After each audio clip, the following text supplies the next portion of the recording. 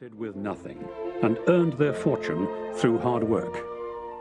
Their father came to Warren around 1850 and went to work. Within 2 years, he owned the town's only hardware store. Soon, he owned hardware stores in 3 other towns, then lumber and steel, all of which laid a solid foundation for his 2 sons to build on. They were interested in what was new. In 1890, they started to make light bulbs. But the real light switched on when they read about the first automobiles being built by Carl Benz and Gottlieb Daimler in Germany. They saw an actual car on the road when a doctor from a nearby city drove through Warren. The whole town lined up to get a ride in the doctor's car. 1 year later, the Packards heard about Alexander Winton and the cars he was building in Cleveland. Producing 5 cars a year made him one of the biggest American automobile manufacturers by 1898. James Packard bought the 13th Winton and started to drive the 60 miles back to Warren. It was an immediate disappointment. It broke down several times. Packard finally had to hire a team of horses to tow his brand new car home. He got the Winton running the next day, but it never performed as well as he thought it should. He'd studied engineering and offered Winton his suggestions about how to improve the cars. Winton retorted that if he thought he could build a better car, he should. With the help of Winton's shop foreman, William Hatcher, and major investor George Weiss, James and his brother launched the Packard Motor Car Company in July 1899. Their first car was ready by November. Like the Winton, it was basically a single-seat motorized buggy. There was a tiller for steering. Its 1-cylinder rear-mounted engine was capable of speeds up to 40 miles per hour. Within 2 years, they'd built 80 cars and become one of Winton's major rivals. They were catering to a wealthy clientele who could afford the car's stiff $2,500 price, a sum greater than most workers made in a year. Sales grew so fast, they didn't think to create any sales literature. When a potential customer called asking for a brochure, James Packard told him to ask the man who owns one. This would be Packard's ad slogan for all time.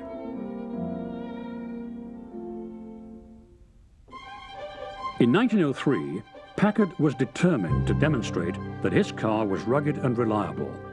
He sponsored the first drive across the United States. Winton heard about this and found someone to take one of his cars across the country. It became a race. Most of the trip was across deserts and rugged terrain. This was still the Wild West. What roads existed were usually wagon trails. Newspapers carried accounts of this amazing journey. The trip was rather like Charles Lindbergh's flight across the Atlantic, a nearly impossible feat that captivated the public and gave everyone a glimpse of the future. The Winton had left San Francisco earlier and made it to New York first, but the Packard's Old Pacific completed the long journey in less time. Packard's rugged and reliable cars impressed Henry Joy, who liked his so much he wanted to buy the company. Joy, a wealthy Detroiter, was passionate about his Packard. His enthusiasm encouraged some friends to buy as much Packard stock as they could. By 1903, they'd invested over $250,000 and now controlled the company. Joy wanted it to grow. He moved it to a new factory in the center of the booming automotive world, Detroit. The Packard brothers didn't want to leave Ohio and drifted away from the company. Joy was in charge. By 1904, Joy was producing the Model L, a 4-cylinder car capable of speeds approaching 45 miles per hour. It was not only fast, it was good-looking. It no longer looked like a motorized buggy. The Model L was the first to sport the uniquely shaped radiator shell that became a Packard hallmark. He produced the Model N and then the S by late 1905. In 1906, the cars started to be named after the amount of their engine horsepower. The S became the 24. This car was dubbed the mile a minute after it reached 60 miles per hour in high gear. While performance appealed to buyers, racing didn't hold Joy's attention. He was content to sell his $4,000 plus cars to blue bloods who liked power but not spectacle. Joy introduced his next car, another four-cylinder, the Model 30, in 1907. This was the first Packard to sell more than 1,000 cars a year. Joy was confident he could challenge the best luxury cars of the era. In 1912, he launched a six-cylinder car to compete with Peerless and Pierce Arrow. These companies became known as the 3 Ps.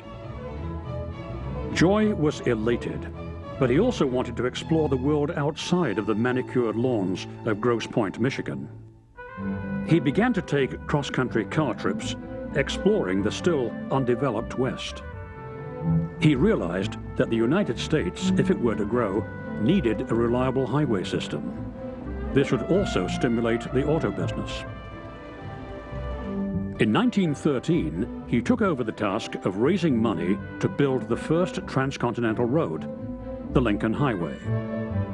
This transformed the country. No longer would people be born, raised, and die within a 25-mile radius, the span of a day's horse and buggy ride. The world shrank as people hit the road.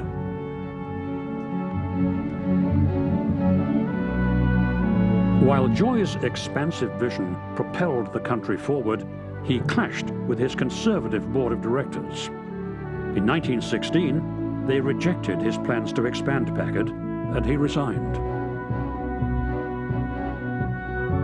Alvin Macaulay took over as chairman. He guided the company for 40 years. Packard was building upwards of 10,000 cars a year and earning $6 million for the corporate treasury. Macaulay wasn't fixated on expansion. He wanted to build high-priced luxury cars for gentlemen.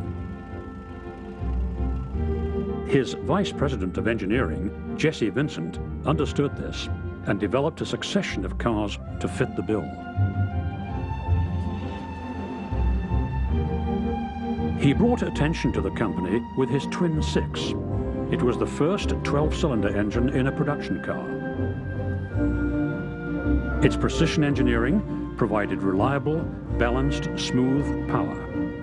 It changed the way engines were developed.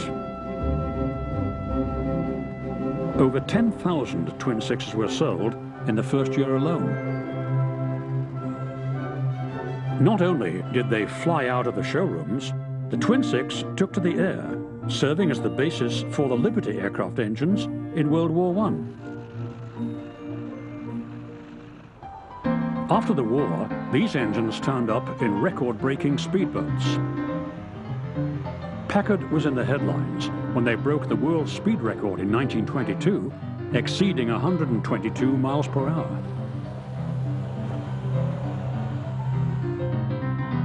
Ralph De Palma made Packard cars synonymous with speed when he clocked 149 miles per hour. Packard's fame continued to spread. For buyers less interested in speed, Macaulay introduced a single six. It was a failure at first, but a redesign generated over $10 million in less than 40 days. In 1923, the single eight was launched. It would become a classic. This fundamental engine design became a mainstay until the 1950s. It was lighter than the Twin Six and ran so smoothly you could balance a coin on the cylinder head. The Packard 8 and the Packard 6 set all-time sales records. One key to Macaulay's success was that he fostered an environment where quality and craft held equal footing with high production volume. It started with the best materials possible, like lumber, harvested, trimmed and shaped to Packard's exacting requirements. Old-fashioned craftsmanship blended with modern technology to keep the company moving ahead.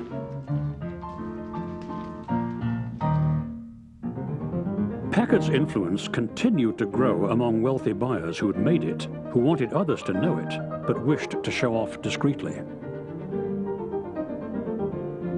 This didn't deter Packard's dealers from erecting palatial showrooms for their regal cars.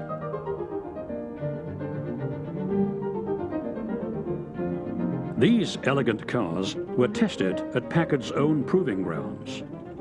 This $1 million facility opened in 1928 to give engineers a venue to rigorously challenge their ideas. Its perfectly banked track was called the world's fastest speedway. Chief Engineer Vincent personally tested cars. Some thought he built the proving grounds just so he could drive fast. The miles of hills, dirt paths, sand and water pits gave Packards a workout before they were released. Packard was soaring, but it hit a speed bump when the stock market crashed in 1929. Most people thought the market collapse would quickly correct itself. They couldn't believe that the good times of the 1920s were over. Within 1 year, Packard sales fell by half. A series of price cuts couldn't stop the decline. Macaulay started to develop cars that would appeal to people who still had money, but were just loath to spend it. These cars had to be the finest, most beautiful vehicles ever created to attract the reluctant rich.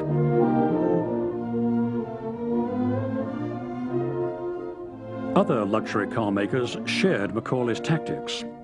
It was a war fought with custom bodies, 12-cylinder engines, and then V16s. Anything to give a car maker ammunition to defeat a competitor. This enervating combat spawned the most grandiose and expensive cars ever produced. Ironically, it was a time of devastating economic conditions for millions around the world.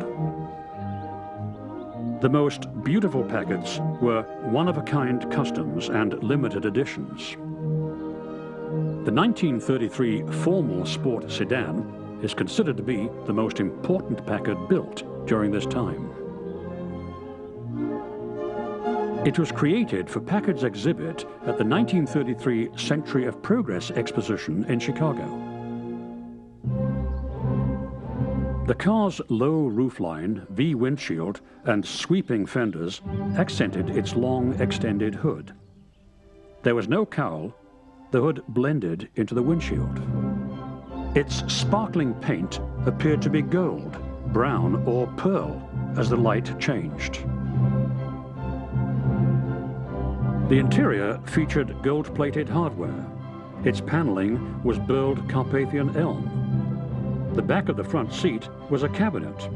On the right, a full-length dressing case. On the left, a drop-down table. The car still wowed the crowd and set Packard apart from its competitors.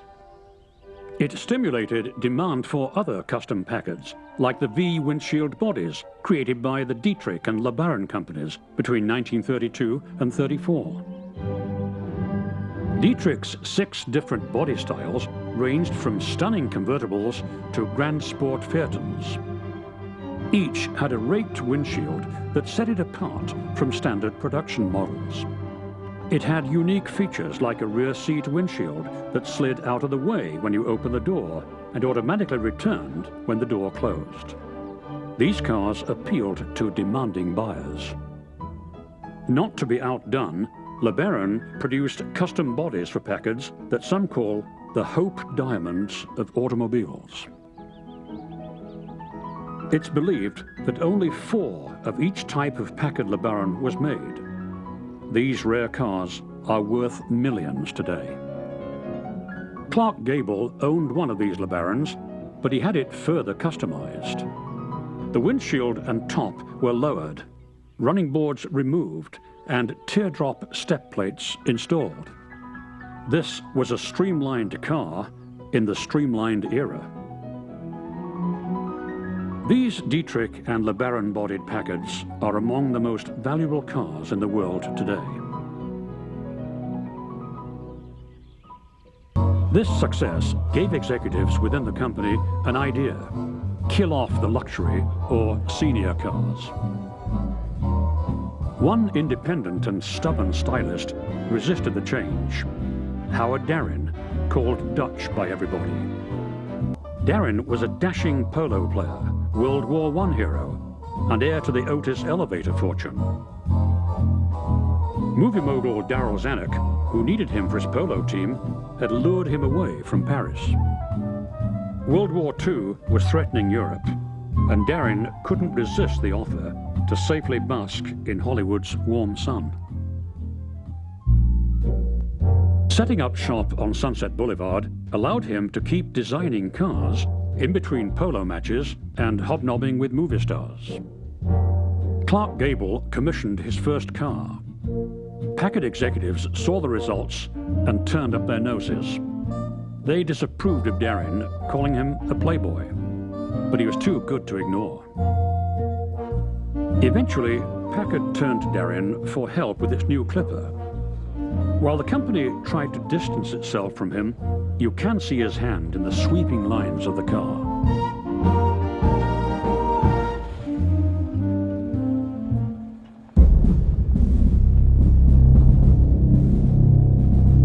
He'd escaped the onslaught of war in Europe, but it finally reached the United States. In 1942, the demands of World War II shut down auto production. The world would have to wait years for any new cars. Packard's cars were pressed into service as staff cars for presidents, generals, and other dignitaries visiting the front lines. They turned in their custom Packards for olive drab Clippers. While the cars were reliable, Packard's ability to produce the Merlin aviation engine under license from Rolls-Royce endeared the company to Allied aviators. Over 55,523 Packard Merlins helped beat back the German Luftwaffe. The Merlin-powered P-51 Mustang soared as the air war raged over Germany. This fuel-efficient yet powerful engine allowed the Mustang to protect the bombers as they flew from England all the way to Berlin and back. When he saw the Mustangs over Berlin, Hermann Göring, the Reich Marshal of the Luftwaffe, said, "We've lost the war." He was right, and by 1945, it was finally time for all of Packard's employees to come home and get back to building cars. Pent-up demand created a boom for all car makers, including Packard. But Packard's new president, Max Gilman, was caught with another man's wife. The resulting scandal doomed his career, and some say led to the demise of the company. Aging chairman Alvin McCauley couldn't bear the thought of this man running his company. He fired Gilman. Gilman's replacement, George Christopher, didn't have the same verve and sense of style. The 1948 Clipper, the first car to come out during his reign, was derisively called the Elephant or the Bathtub. Packard fell behind General Motors' Cadillac. It couldn't compete with Cadillac's smooth automatic transmission and new V8 engine. Packard, like the other independents, struggled to compete with the giant automaker that would capture over 70% of the market. Packard's straight 8 was a good engine, but Americans wanted power, and flocked to the competition. There were some brief signs of success. In 1953, Packard introduced an eye-catching new car, the Caribbean. Created by a talented young engineer named John DeLorean, its sleek, classy design appealed to young Hollywood stars and had become a classic. But in the end, it was not enough. They were still trying to compete head-on with GM. It was a losing battle. A desperate merger with Studebaker in 1954 only made matters worse. Studebaker's financial shape was as bad as Packard's. The resulting cars didn't sell. By 1959, Packard was gone. The company disappeared, but its stunning cars remain. They're a reminder of how much charm and personality a car can have. It was a company that delivered cars of exceptional quality right from the start. They were grand cars that were elegant, yet understated. Cars built for people who demanded the best, by people who wanted to create the ultimate American luxury car. Packard will be remembered as one of the greats. Just ask the man who owns one.